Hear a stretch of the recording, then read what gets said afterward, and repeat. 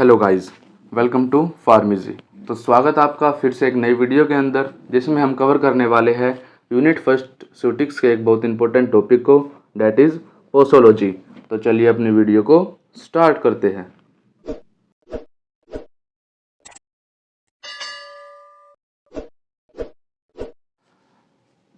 Posology. देखते हैं हमारी पोसोलॉजी क्या होती है। Posology is derived from two Greek words, posos means how much and logos means science. Posology हमारा दो ग्रीक वर्ड से मिलकर बना है, जिसमें हमारा एक है पोसोस एंड दूसरा है लोगोस। पोसोस का मतलब है how much means quantity, and logos का मतलब है साइंस। इसके अंदर हम क्वांटिटी डोज के बारे में स्टडी करते हैं अपने ड्रग की।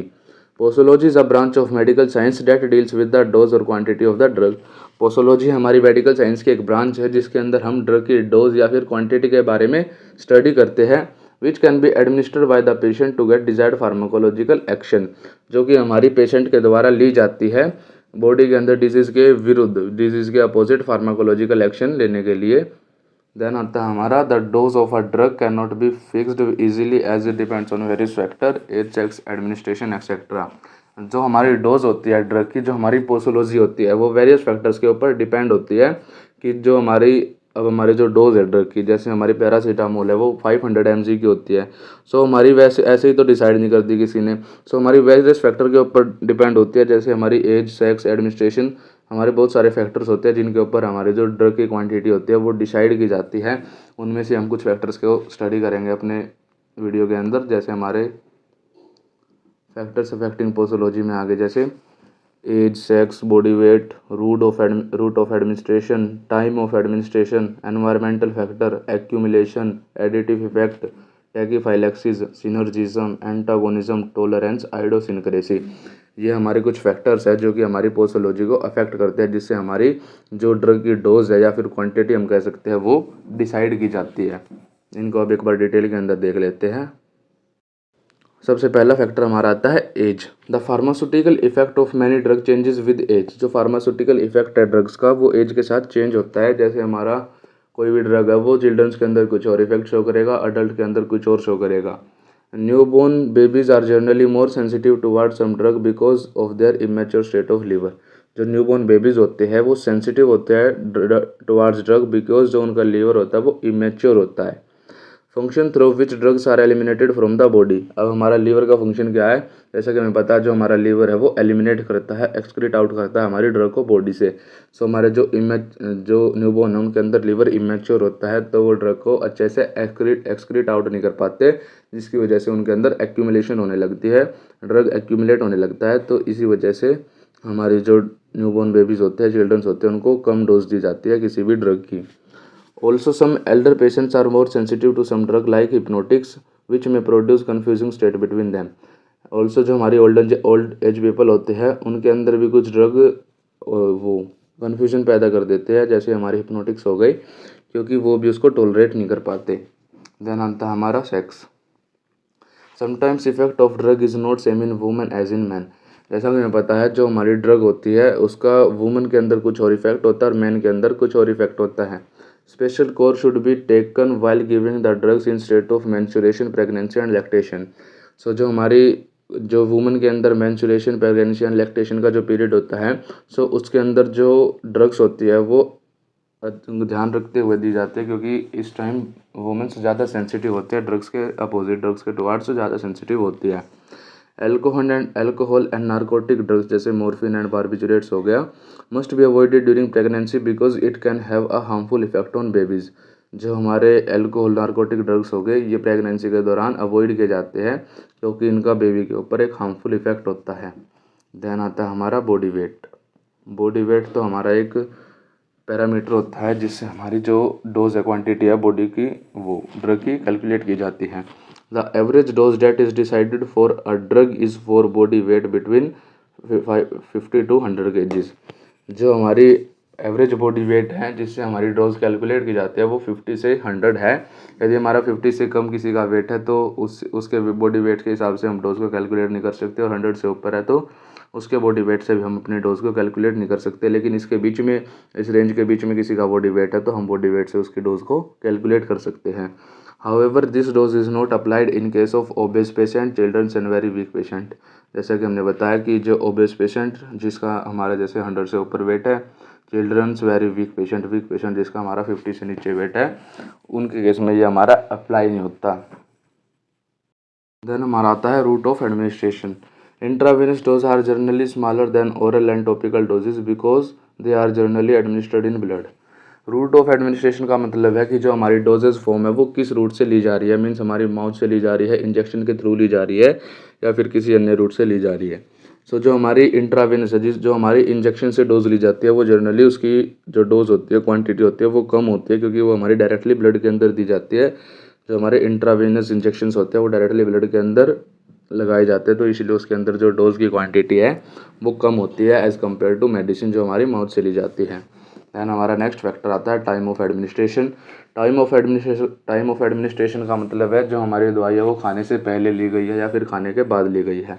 Presence of food in stomach always delays the absorption of drug in compare to empty stomach. जो हमारा प्रेजेंस ऑफ ड्रग, यदि हमने खाना खा लिया तो उस टाइम हमारे स्टमक के अंदर फूड प्रेजेंट है, सो हमारे ड्रग के एब्जॉर्प्शन को डिले कर देगा वो। इसी वजह से जो हमारा जो फार्माकोलॉजिकल एक्शन है वो लेट शो करेगा ड्रग। यदि हम एम्प्टी स्टमक के अंदर अपने डोज को ले, ड्रग को ले, तो वो जल्दी इफेक्ट शो करेगा।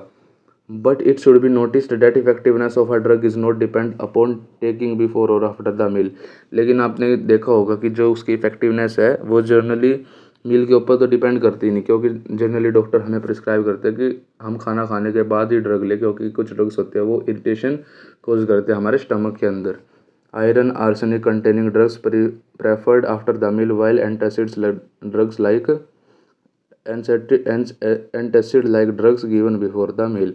जो हमारी एंटासिड्स है वो मील से पहले प्रेफर की जाती है, और जो हमारे आयरन आर्सेनिक कंटेनिंग ड्रग्स है वो मील के बाद प्रेफर की जाती है। सो हमारी पर डिफरेंट ड्रग्स का डिफरेंट फैक्टर है। देन हमारा नेक्स्ट फैक्टर आता है environmental factor. Condition of environment also affect the dose of the drug. Environment की कंडीशन कैसी है वो भी हमारे ड्रग को अफेक्ट करता है। जैसे हमारे डे लाइट है या फिर नाइट है। यदि हम जो सिडेटिव ड्रग्स होती है, जो हमारी नींद की दवाई होती है, उसको हम यदि दिन में ले तो उसकी हमें ज़्यादा क्वांटिटी लेनी पड़ेगी, लेकिन हम उसको रात को ले तो रात को कम क्वांटिटी के अंदर भी हमारा काम चल जाएगा। Sedative and hypnotic drugs like barbiturates required in high amount at daytime while less amount is at night। जो हमारी ड्रग्स होती है बार्बिचरेट्स जैसे हाइप्नोटिक्स ड्रग्स होती है जैसे बार्बिचरेट्स, वो हमारी ज़्यादा अमाउंट चाहिए हमें डे टाइम के अंदर, वाइल नाइट के अंदर उसकी लेस अमाउंट भी ठीक होती है। देन आता है हमारा accumulation. Drugs which are slowly excreted may accumulate in the body and produce toxic effect if repeatedly administered for a long time। Example heavy metals।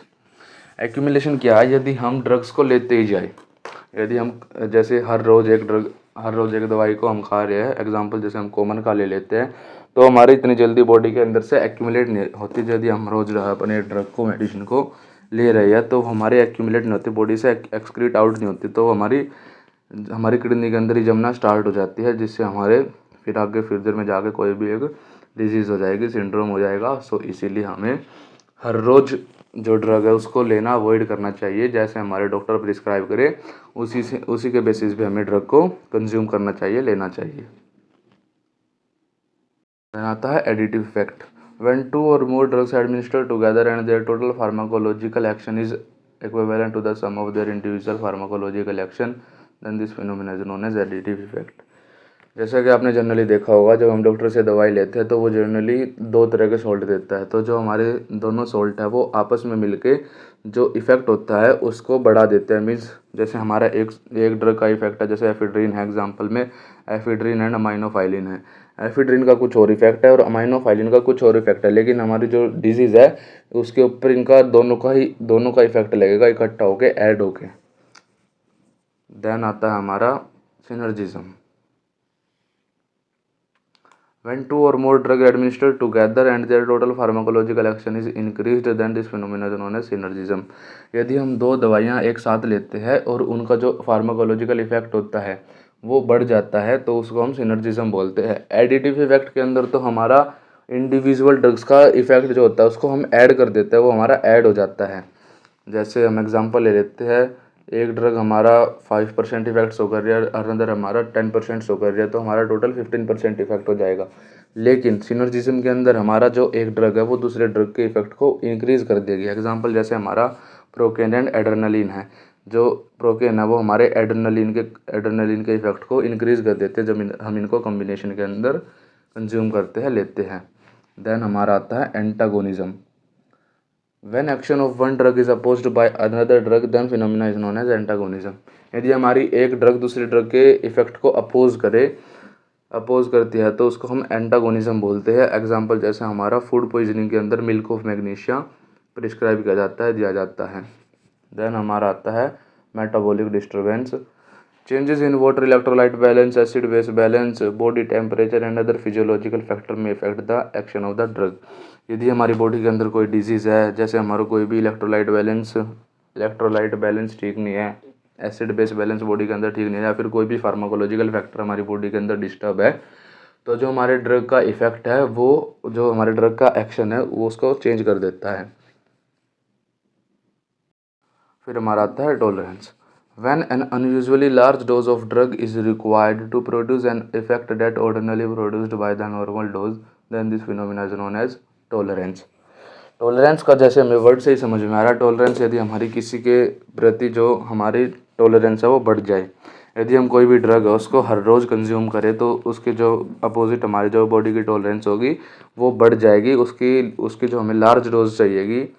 यदि हम एग्जांपल लेते हैं पैरासीटामोल का, यदि हम पैरासीटामोल, कोई एक व्यक्ति है वो पैरासीटामोल को हर रोज़ कंज्यूम करता है, तो यदि किसी दिन उसको बुखार हुआ तो एक मेडिसिन के अंदर उसको आराम नहीं होगा, उसको अनयूजुअली 2 मेडिसिन लेनी पड़ेगी। उसके अंदर फीवर के अंदर उसको 2 मेडिसिन लेनी पड़ेगी। इसी को टॉलरेंस बोलते हैं। टॉलरेंस के अंदर जो हमारी बॉडी की क्षमता होती है ड्रग लेने की वो बढ़ जाती है, जो हमारा टॉलरेंस लेवल होता है बॉडी का वो बढ़ जाता है। एग्जांपल जैसे हमारा smokers can tolerate nicotine, alcoholic can tolerate a large amount of alcohols. जो हमारे स्मोकर्स होते हैं वो निकोटीन की ज़्यादा मात्रा को टॉलरेट कर सकते हैं, और जो अल्कोहलिक होते हैं वो हमारे एल्कोहल की मात्रा को, जैसे हमारी कफ सिरप्स होते हैं उनको ज़्यादा टॉलरेट कर सकते हैं। कम डोज के अंदर उनको कोई भी इफेक्ट नहीं शो होगा। देन हमारा लास्ट आता है आइडोसिनक्रेसी। It is an extraordinary response to a drug which is different from a characteristic pharmacological action is known as idiosyncrasy। आइडोसिनक्रेसी क्या है? यदि हम कोई भी ड्रग लेते हैं वो अपने इफेक्ट की बजाय दूसरा कोई इफेक्ट शो करे हमारी बॉडी के अंदर, तो उसको हम आइडोसिनक्रेसी बोलते हैं। जैसे हमने सिर दर्द की दवाई ली, उससे हमें सिर दर्द के अंदर तो आराम हुआ नहीं, हमारे पेट के अंदर और पेट दर्द और हो गया, तो इसी को हम आइडोसिनक्रेसी बोलते हैं। नाउअडेज इसको हम ड्रग एलर्जी भी बोलते हैं। It is also known as drug allergy. Example है जैसा हमारे aspirin can cause gastric haemorrhage. जो हमारी एस्पिरिन है वो गैस्ट्रिक हेमोरेज कॉज कर सकती है। सो आज की वीडियो के अंदर इतना ही। यदि आपको हमारी वीडियो पसंद आई तो वीडियो को लाइक करें, चैनल को सब्सक्राइब करें एंड वीडियो को अपने फ्रेंड्स के साथ शेयर करें। Thank you.